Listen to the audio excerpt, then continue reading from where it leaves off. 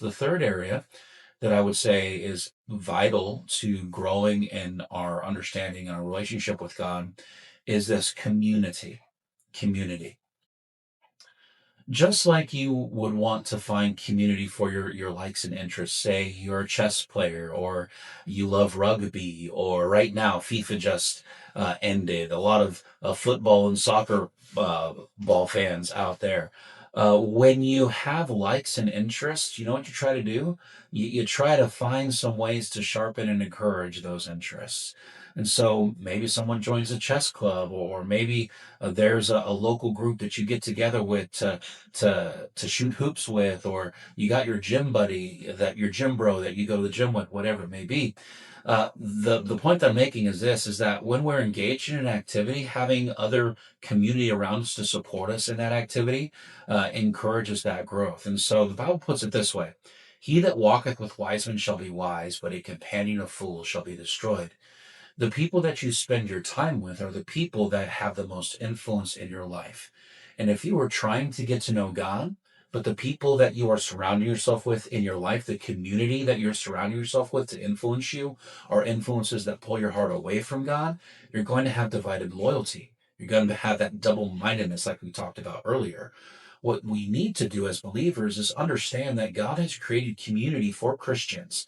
And I'm not talking about social media platforms. I'm not talking about, Christian chat options and all of that. There's some wonderful tools out there, but the strongest and most important community that God has given to us as believers is the local church. The church is a gift that's been given to us by God for community, for fellowship and encouragement with fellow believers who are dealing with the same struggles, who are struggling with the same things, who have some of the same questions and the same burdens. And we can come together and bear each other's burdens. Galatians puts it this way: bear ye one another's burdens and so fulfill the law of Christ. That we are to confess our faults one to another, that we are to help each other and encourage each other, that when one rejoices, we rejoice. When one weeps, we weep, because we are community together. And you don't find that in an online space. You find that in a local church. An online church, could I say this? I'm thankful for the online tools that we have, but online church isn't church. A church is an assembling together of believers. That doesn't happen in an online forum, not the way that God designed it to.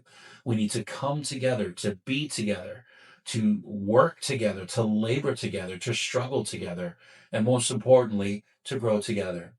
And so, if I want to grow my relationship with God, I need to make sure that I have community and influence in my life that encourages me in that relationship with God. And if you're not part of a local church, wherever you're at, I would say that if you're a believer, that's going to be so vital to your personal growth. You might say, "Well, Pastor, I've been hurt by the church." I understand that.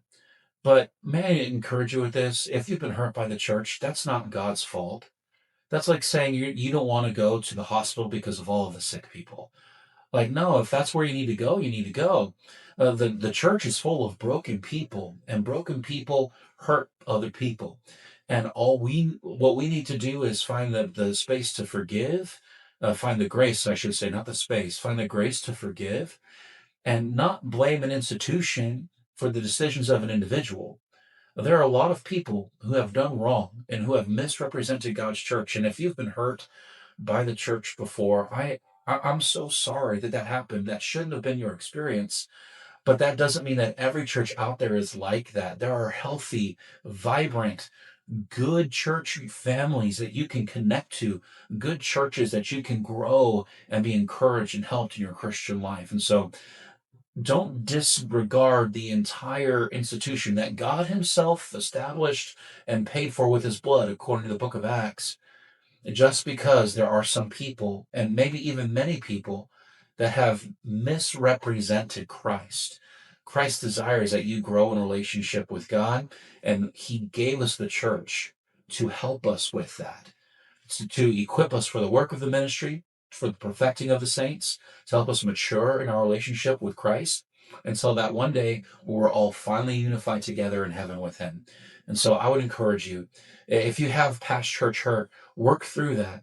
Don't just let that be, because your relationship with God will only grow. It will plateau at a certain point, Church is vital to the spiritual health of a believer. So, community.